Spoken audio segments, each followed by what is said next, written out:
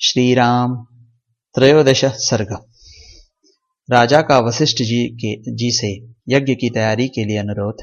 वशिष्ठ जी द्वारा उनके लिए सेवकों की नियुक्ति और सुमंत्र को राजाओं की बुलाहट के लिए आदेश।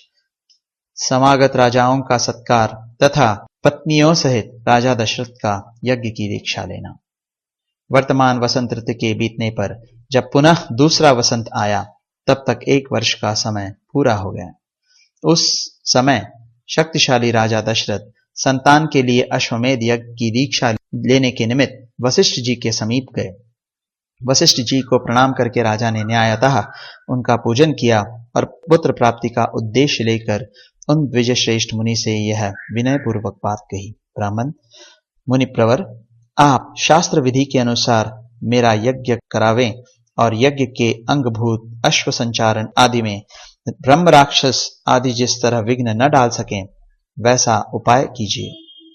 आपका मुझ पर विशेष स्नेह है।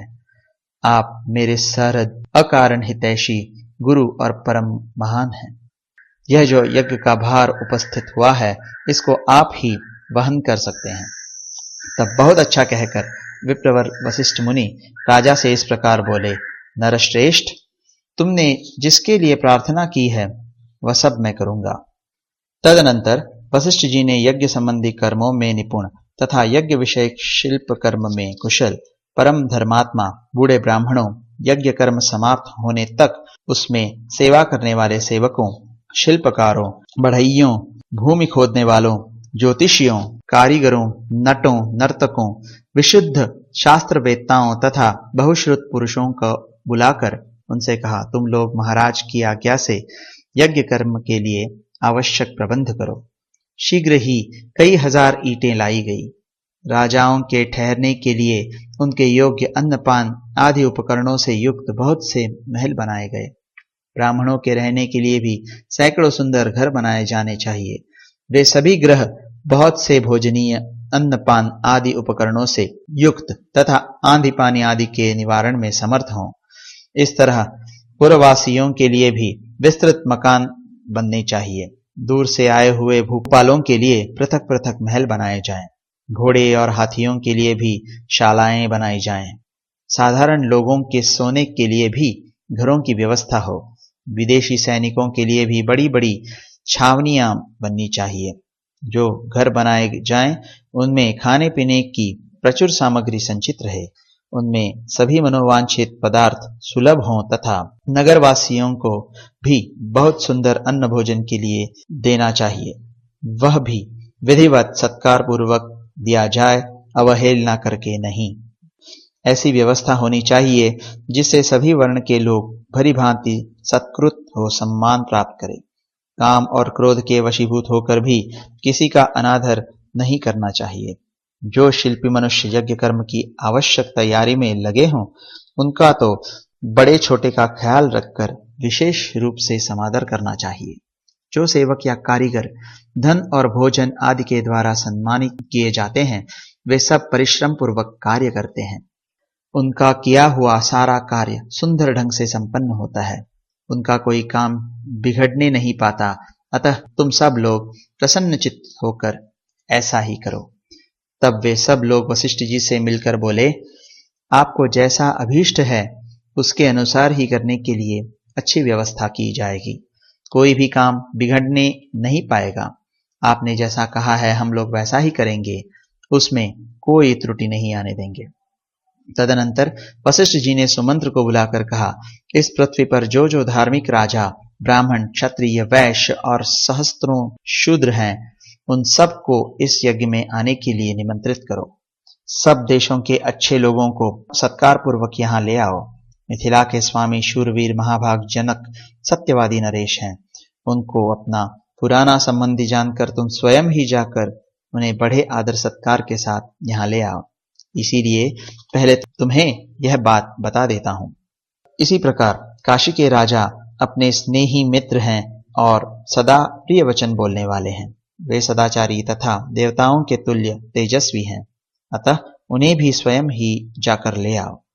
के देश के बूढ़े राजा बड़े धर्मात्मा हैं।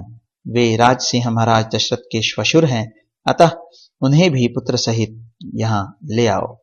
अंग देश के स्वामी महाधनुर्धर राजा रोमपाद हमारे महाराज के मित्र हैं, अतः उन्हें पुत्र सहित यहाँ सत्कार पूर्वक ले आओ। कौशल राज भानुमान को भी सत्कार पूर्वक ले आओ।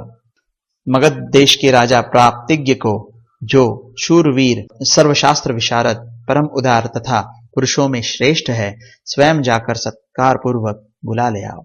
महाराज की आज्ञा लेकर तुम पूर्व देश के श्रेष्ठ नरेशों को तथा सिंधु सौवीर एवं सुराष्ट्र देश के भूपालों को यहाँ आने के लिए निमंत्रण दो। दक्षिण भारत के समस्त नरेशों को भी आमंत्रित करो।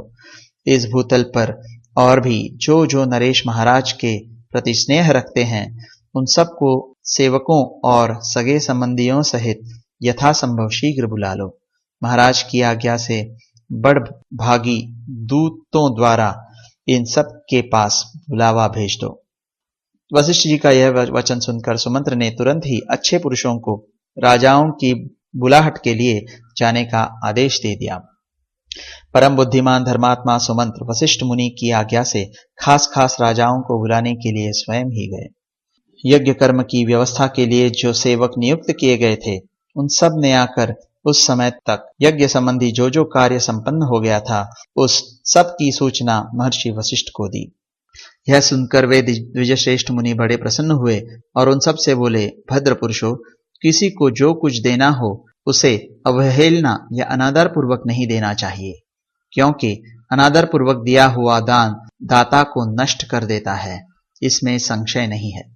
तदनंतर कुछ दिनों के बाद राजा लोग महाराज दशरथ के लिए बहुत से रत्नों की भेंट लेकर अयोध्या में आए।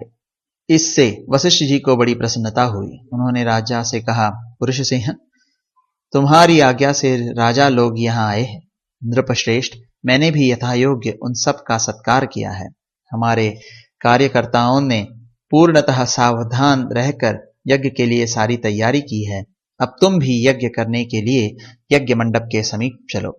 राजेंद्र, यज्ञ मंडप में सब और सभी वांछनीय वस्तुएं एकत्र कर दी गई हैं। आप स्वयं चलकर देखें। यह मंडप इतना शीघ्र तैयार किया गया है, मानो मन के संकल्प से ही बन गया हो। मुनिवर वशिष्ठ तथा ऋष्यशृंग दोनों के आदेश से शुभ नक्षत्र वाले दिन को राजा दशरथ यज्ञ के लिए राजभवन से निकले। तत्पश्चात वशिष्ठ आदि सभी श्रेष्ठ द्विजों ने यज्ञ मंडप में जाकर ऋष्यशृंग को आगे करके शास्त्रोक्त विधि के अनुसार यज्ञ कर्म का आरंभ किया। पत्नियों सहित श्रीमान अवध नरेश ने यज्ञ की दीक्षा ली।